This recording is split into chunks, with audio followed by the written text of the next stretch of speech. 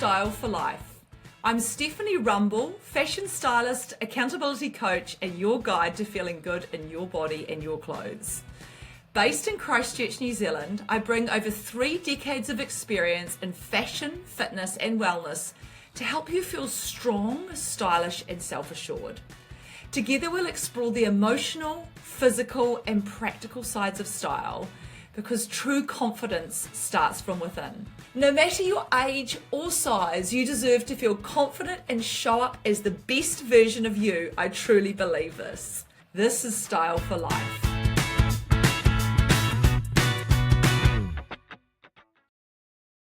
Hi everyone, and welcome to the podcast today. It's a very interesting place to be recording a podcast. As you can see, I have a different background from normal, and it is actually not a virtual background.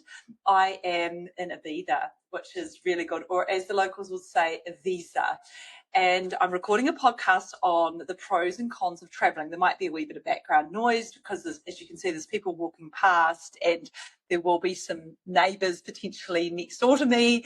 But I decided to do it outside so you could get a bit of an interesting background for once rather than just my studio. So anyway, really excited to be here, really excited to be traveling. And I just wanted to do this podcast on travel because I know that for some people, travel is really exciting and it's something they aspire to do for their whole lives. They think, I want to travel when I get to a certain age and I want to have enough money and enough resources to be able to do this. And for other people, it's just not something they want to do. So I thought I'd do a wee bit of research on the pros and cons of traveling, like why traveling is good for some people, why it's not good, and actually get a little bit of intel on it and share the both sides of the coin so that it's not just all about what I think, which is me. I really love traveling and really want to do it. So travel is defined as going from one place to another, typically over a distance of some length. It can be for work or it can be for pleasure or tourism. And generally, I'm going to talk mainly about tourism in this podcast as opposed to travel for work or essential travel that you might have to do, to go and see a relative or with its sick or something like that. So this is travel for tourism, travel that's defined as something that you really want to do that's more of a holiday. So that's how I'm going to frame the podcast today. So early travel was primarily for survival, seeking food and shelter. But as societies developed, travel expanded to include exploration, religious pilgrimages, and eventually leisure and tourism as we know it. So that's kind of how travel evolved over the years and the time that we've been involved with travel as well. So obviously, that's the take I'm using today. So, and we have seen quite a lot of development of travel too. So, of course, in the early years, people were traveling on foot. There was pilgrimages on foot, and people, didn't have transportation. They had horses, but now we have all sorts of things. So we have planes, we have jets, we have ships, we have cars, we have every possible aspect of travel. And, again, where we are now, obviously we've travelled on many different modes to get here, primarily the 2 huge flights to come all the way from New Zealand, which the first flight's about 10 and a half to 12 hours, depending on which way you come. And then we had a long stopover, which was actually great. We had a nice layover and kind of acclimatised a wee bit. And then another 14-hour flight to get into Europe. We're obviously in Spain, which is right across on literally the other side of the world to New Zealand. So that was the first mode of travel. And then we've travelled by train, we've travelled by bus, we've travelled by car, done a lot of walking as well. And we've actually used bikes too. So there's been a lot of different modes of transport.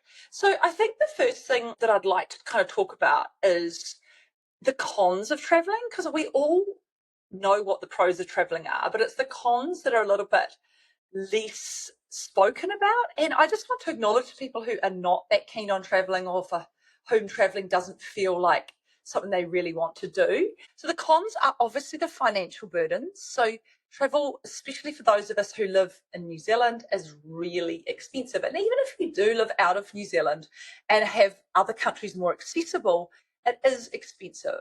Then there's safety concerns. Some people have real safety concerns. There's physical and mental fatigue, which is really real. And then this can be some negative impact on personal relationships. So it's important that you know what the cons are before you embark on travel. And I always try and think ahead on all of these things wherever I'm going so that I don't have them impact my enjoyment. For some people, they're really, really real, right? So I get that for some people that the actual cons outweigh the pros. And for them, staying in their local area is much, much more appealing. So totally get that. Everyone needs to do them. So let's look at the first one, which is the financial costs. Now, it is expensive for where we are in New Zealand, as I said, to travel. So we have to save thousands of dollars to be able to fly to another country. We have to be able to plan quite well in advance. So the expenses can be really high. So if we book in advance, our flights can be a little bit less, but there's no change out of $2,000 for return flights to Europe from New Zealand. Now, the New Zealand dollar compared to the euro, that's about €1,000. That would be a very cheap option. And generally, it's a little bit more than that. So that's economy class, a really, really cheap option. So that's the financial cost can be really high.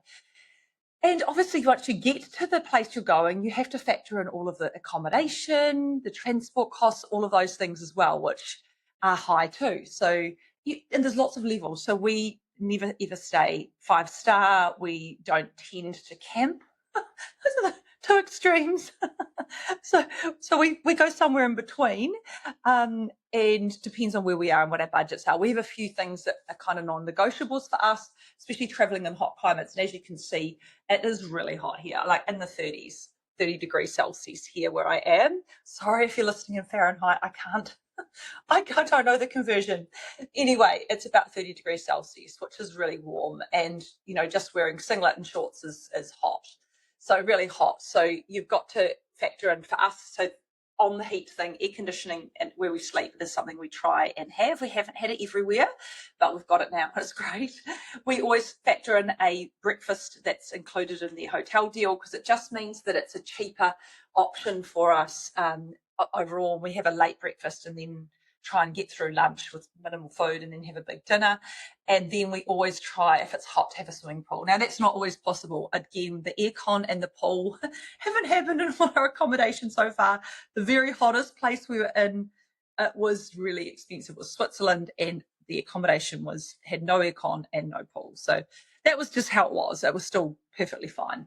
So that's expenses. Now, the other cost too that we don't think about is the opportunity cost, loss of earning of income. So for those of you who are employed, often you can apply for holidays and you'll get holiday pay. But if you're self-employed like me, you have to factor in paying yourself for the holiday and, making sure that you're planning well in advance and you have factored in that loss of income. And it's, up until the time you go, you're often really busy. And then there's that time afterwards where, you're getting the income in, and then it's the next bit when you're in the end of your holiday and you come back, how do you manage yourself? So you've got to manage that really well. Look at the opportunity cost of your time.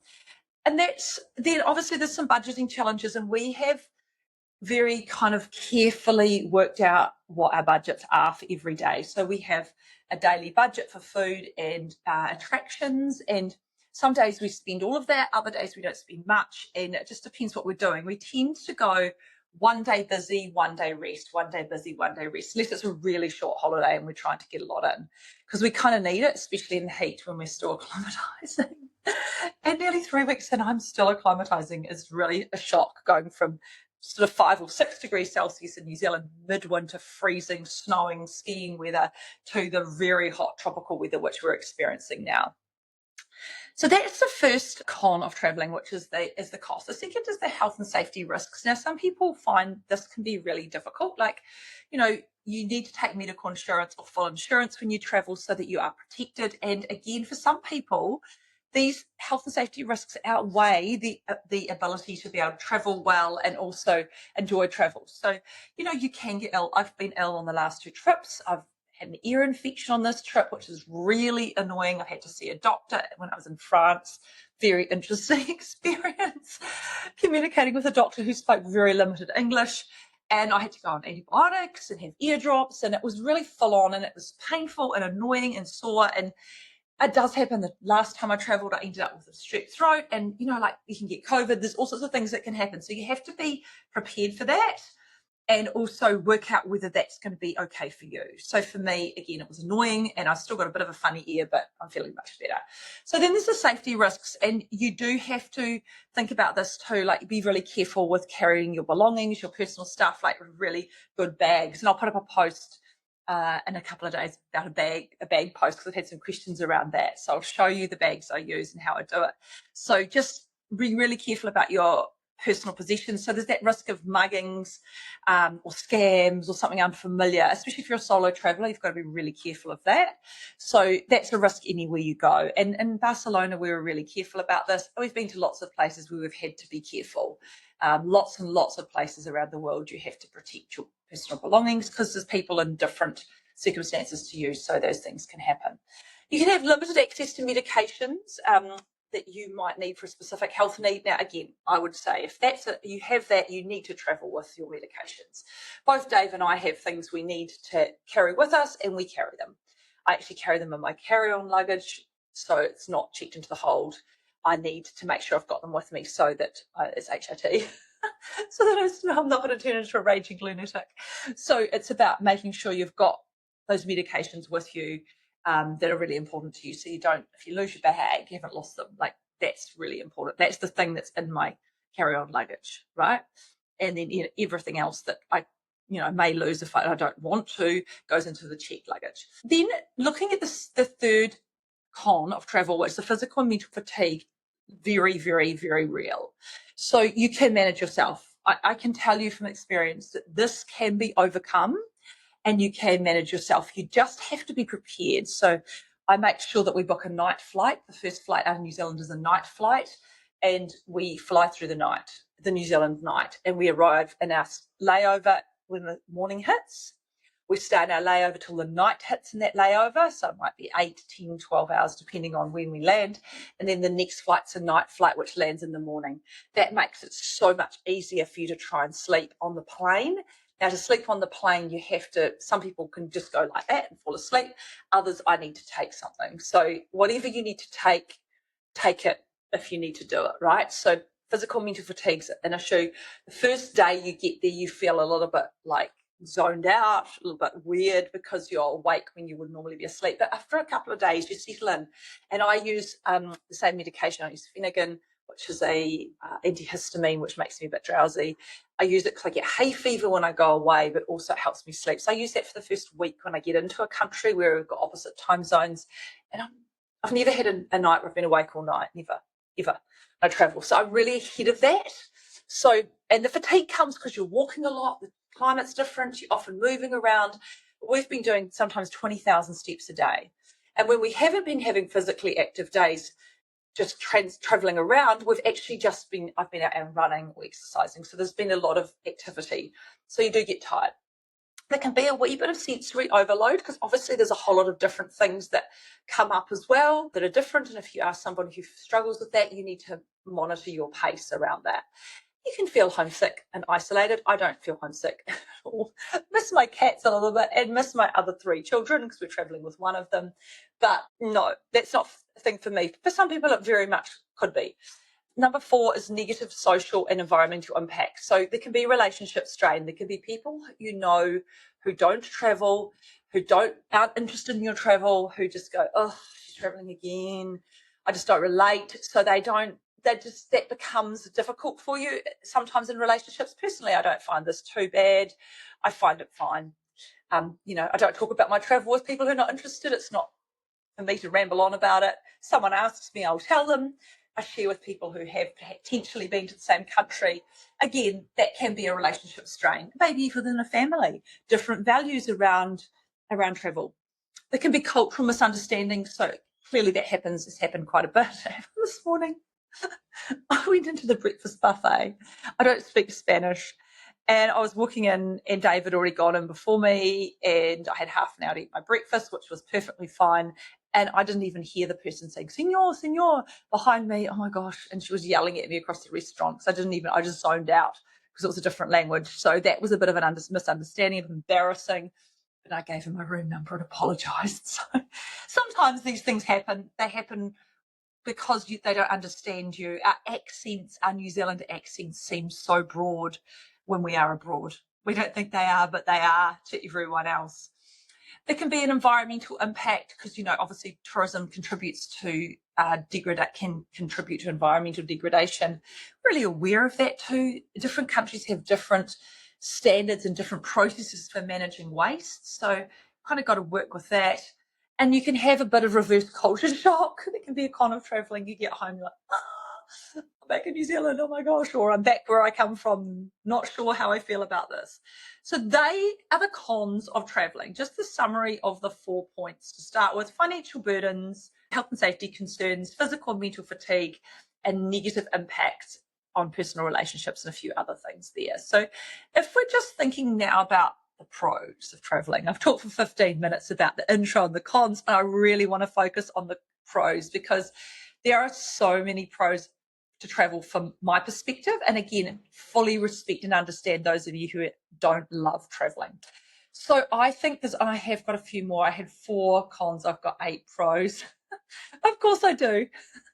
So the pros are, I think they reduce stress ultimately. So traveling reduces stress ultimately. I feel way less stressed. The neck issue that I've had for months and months and months is completely gone. Stress reduction, personal growth and enhanced creativity, 100% feel that.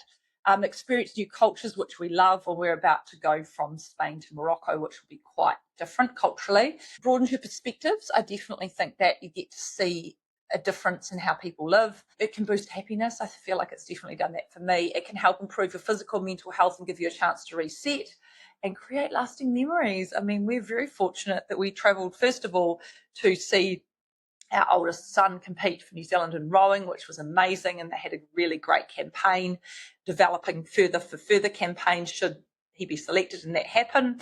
And then we had a week, just the 2 of us in France, south of France, which was fantastic. And then we met our other son and his girlfriend, which is really a huge privilege to be travelling with our adult son and his girlfriend. Just great people and loving that so much. So that's really boosting happiness and creating memories. Anyway, let's look at each of these things here and in a little bit of detail and work out why they can help you, just so that you can see I'm not just talking through a hole in my head. And I did research this beforehand, by the way. I did some Googling and used AI to help come up with some ideas. Also had a good chat to Bryn and Lizzie, who are travelling with us, about what they thought the pros of travelling were, and my husband David too. So we've all kind of come together with a bit of a mix of some Googling, some AI, some personal experiences, and some personal bits and pieces. So the first is stress reduction. Now, I tend to live a sprint relaxed life. I know that's not ideal. Life's better to be a marathon paced, and I'm working on that all the time. But I find that I tend to like the pace being quite hard and fast in my daily life. Like that's not, again, for everybody. And then I like to just chill, right? So I find that works really well. So it breaks you out of the daily routine, gives you a mental reset, which helps reduce stress. So stress reduction, increase happiness. Well, I think stepping outside your comfort zone can help push you a wee bit and also improve your happiness. I don't know. Do you agree? Do you not agree? I feel like it does. So, yeah, I think it definitely helps improve your happiness. And I think the next one is personal growth. I think, again, it's like the outside of comfort zone thing. Say, for example, if you go hiking on the same route all the time, that's really good because you get routine. But if you challenge yourself to go somewhere a little bit different, then you can find that actually helps you grow a wee bit more. So I had this with a client recently who was doing some work with me in accountability. She decided that she wanted to walk and run as part of her fitness and health improvement routine. And she'd been started off by going on the same route the whole time. And I challenged her about 2 or 3, 4 weeks in to go, let's go somewhere a bit different. Let's go somewhere where we know that it's going to be a little harder for you and you have to use your cognition. But anyway, she did that, and she actually came back to me a week or so later and said, that was so good. I really like doing something different. I was really challenged. That really improved me. I'm now going to do that more often. So again, personal growth comes from challenging in different situations. You can improve cognitive function. So exposure to new cultures and new environments, new routines can enhance your cognitive flexibility and keep your mind sharp. So it just means that you're having to think about more. I feel like I'm so much clearer now that I'm here. Like I hardly have any brain fog at all. Like just, I don't know. It's been really good. And of course, when I'm at home and busy, that brain fog comes as well. So yeah, really, really, really find that helps as well. Cultural and educational benefits, so it comes in under here. So again, exposure to new cultures, like that's really interesting. So at the moment, we're seeing the Catalan culture, which is part of the Spanish culture, and really enjoying seeing how people sort of how they interact, how they speak. Now, again, when you're in a Western culture, going to another Western culture, it doesn't feel that different, especially in really touristy areas. And we've been in Barcelona and now we're in Ibiza, and it's very touristy. And there's lots of different nationalities here. We've even bumped into Australians. I haven't bumped into a New Zealander yet. Interesting to see the different cultures here. So the new culture is more about how they interact, how they behave, how they communicate with each other. So in France, for example, French, we had some really great French experiences, reminded me so much of one of my lovely friends, Elodie, who I work with at one of the gyms. She's another fitness instructor. I just felt like I was seeing her so much. So yeah, just the way that the French interacted with you, the way they spoke to you, the way they expressed gratitude. The French also encourage you to use French, which is quite good. I use some super basic French phrases, so that was actually okay for me. Coming into Spain, I had literally none. Hola, and gracias. I mean, I'm terrible. I know no Spanish, so that was really something for me to step up with. But with French, I had a little bit, tiny bit. So again, differences in culture. The Spanish are quite out there, quite expressive. When I was in Barcelona, I went into a store and they did a really great thing for me that I'd really been wanting to do in many, many cities around the world. I had a wee stamp added to my passport cover, which is a thing I've been doing in Louis Vuitton. And it's been a really cool thing to do. It's like it reminds you of the city. And they'd refused to do it in Greece last year everywhere. And when I went into Barcelona, the staff in the store was so friendly and helpful, which is not always the case, despite the fact they're a very high-end, expensive store. And this is a free service. And they were so friendly. I gave them a hug afterwards, and they were so taken aback and so gracious about it. I found the Spanish to be very warm and welcoming and friendly, and the French as well, just in a different way. Interesting cultural difference. The French are not as particular about. I know this is really random. I'm sorry, but it's just stuck with me. It's because I've been running, right? I've been out running on the footpaths, and I've noticed the French are not quite as disciplined and fastidious about picking up their dog poo. There's dog poo everywhere. Like you're just dodging it when you're running around the footpaths. And I wasn't doing that much running in France because I had an ear infection. So the little bit I did do, I was really watching it. Here in Spain, there's a $600 fine, instant on the spot, if you don't pick up your dog poo. I think that's a great rule. So there's lots of people with dogs. Dogs are great. There's heaps of them here and in France. People love their dogs. They're very well behaved, by the way. And so that's just a little cultural difference, something I've observed. So what else do we learn about when we are in a different country? We've increased knowledge and awareness. So we learn about people, places, and it can expand our worldview and also deepen our appreciation for diversity. So yes, that's very much the case. So, you become more tolerant of other cultures in the way they interact, the way they talk. And we experience this too in our house when we host students. We experience this difference in culture, which helps us to become more tolerant as well. Hopefully they do too.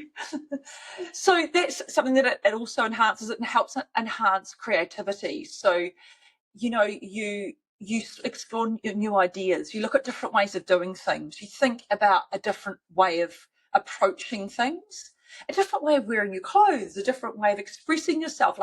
That's one of the things I love about travel is I try when I go to each place to pick up something new. So I got the earrings in France.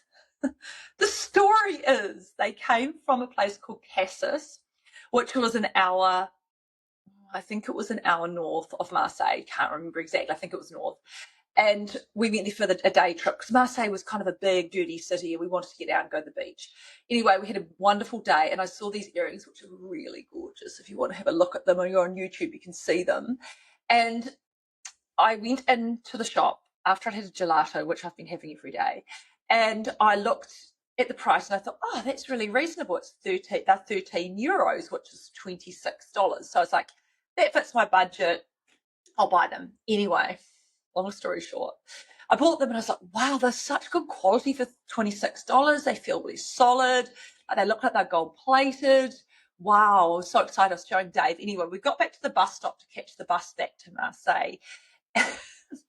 And I checked my Wise card and noticed 130 euro transaction.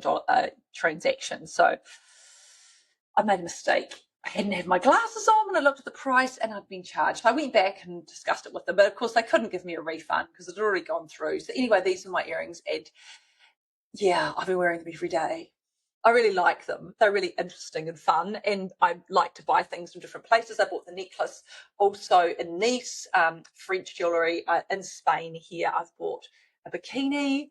So I've bought a little dress, and some shoes. Oh my goodness. So I like to explore the creativity through what I put on myself. So, my clothes, my shoes, my jewellery, all of those things. Other people might like to explore it in other ways. Like we've also bought a picture, a painting from each place so that when we go home, we can hang them up and we remember those places that we've been to. So we've got to get one for Ibiza while we're here. So those are the things that, enhance and can build your creativity. It also gets me thinking about how I want to run my business, how I want to work with people, how I want to think about exploring and deepening my connection with other people and in my leadership work too. So, the interactions I have with others help build my creativity. Then a couple of other benefits as well from traveling, or pros for traveling, is building relationships so you can strengthen the bonds of your travel companions. I definitely find that the time that Dave and I spend together is really good. Like obviously at home, we're both quite busy, particularly me. I'm running around all the time. He doesn't work, but he's still, has a lot of things he does. So this is great for us, good for our relationship, amazing for us to spend time with our son in this particular part of the travel and in the early part with our older son. And then obviously some of the other rowing community. It was really lovely to spend time with them and connect with them too. So you do build relationships. You sometimes meet people when you're traveling, which is really great. We've done that in the past and we've actually met them and traveled with them again, which has been fun. So, there's a lot of connections and relationships that can be built. You build connection when you have common ground with other people. So, you might come back to your home and you find someone else who's traveled there. So, for example, I've got a friend, lovely Tracy, if she's listening to this, and she's traveled to the south of France and she shared her experiences and that kind of connected us too. Dave loved going to Monaco because he loves Formula One. So he had lots of experiences to share around that with our sons and with other people in his community. I do like watch Formula One by default with him. So again, really related to that Monaco experience. And then sometimes or very often and all the time, you create lasting memories. So you create that bond. I find that bond with my family builds while I'm traveling. I find that we grow together, we experience together, which pulls us closer together. And I really love that because we all live quite busy lives, we're all quite active. So coming together in a traveling experience is a really positive experience for us. So, really appreciate that too.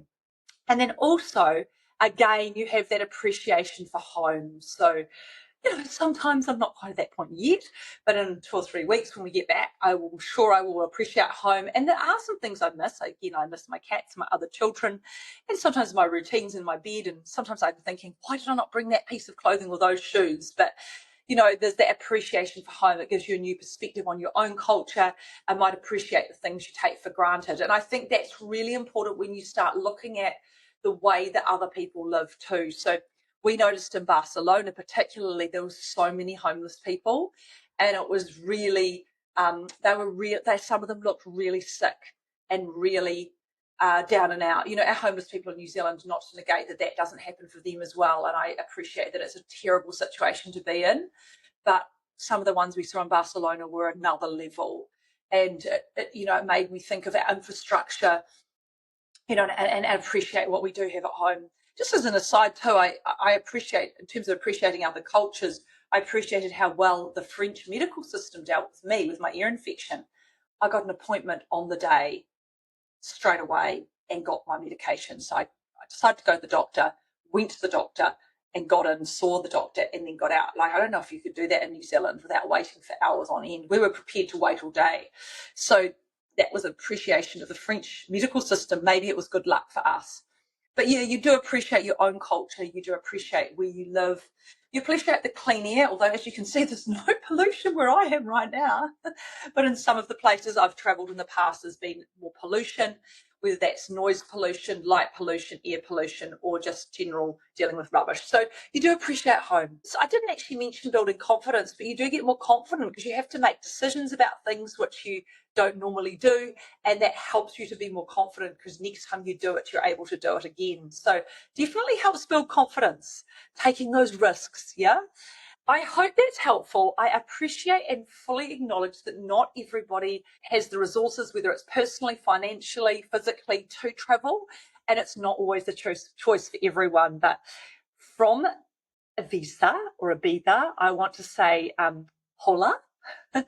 And thank you for listening to my podcast today. I really appreciate that you listen. I can't believe how many of you listen. My downloads have exceeded 10,000, which has blown my mind. So I'm grateful to each and every one of you for listening to my podcast. And I'm going to finish here because I'm starting to drip with sweat and I need a swim, which I know is really hard to imagine when you're living in New Zealand right now where it's like so cold. But thank you very much, everyone, for listening. I really appreciate it, and I will catch you again next week. Thank you for listening to the Style for Life podcast. Don't forget, you deserve to feel fabulous at every age, every stage, and at every size. If you're loving the show, hit subscribe and leave a review. It helps more amazing people like you find their way back to life through style. Thanks again. Until next time.